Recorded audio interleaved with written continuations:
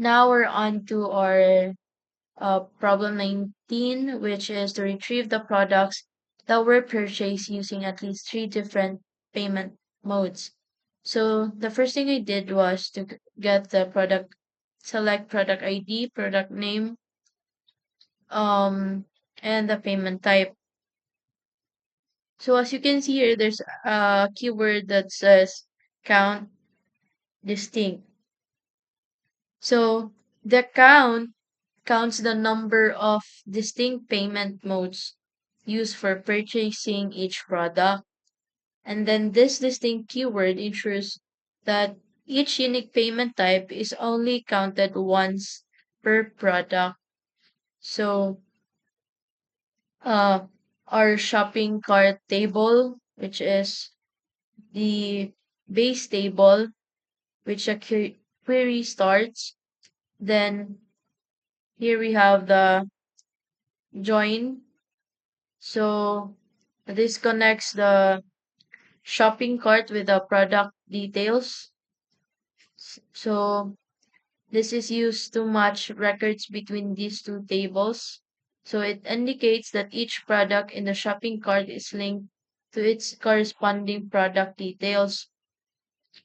Next we have is the um, product details to the product table. So it's here in the line 5.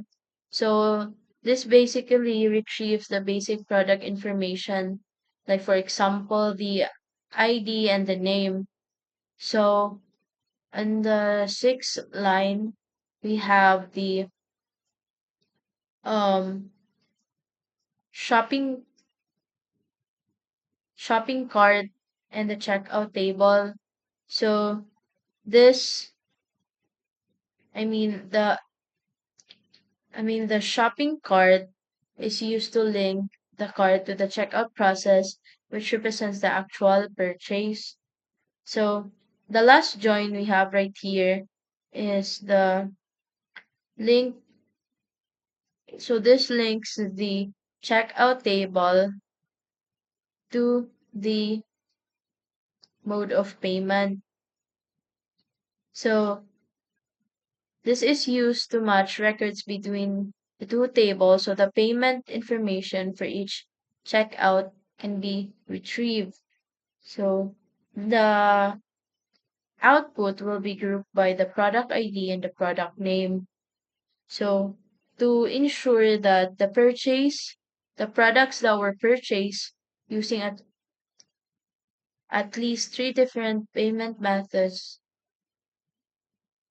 we have to put this part right here. This is important.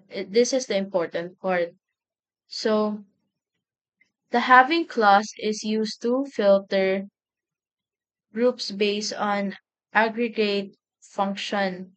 In this case, it filters the products where the count of distinct payment modes is greater than or equal to 3. So only products that were purchased using at least three different payment types will be included in the final result. So that's all. Thank you.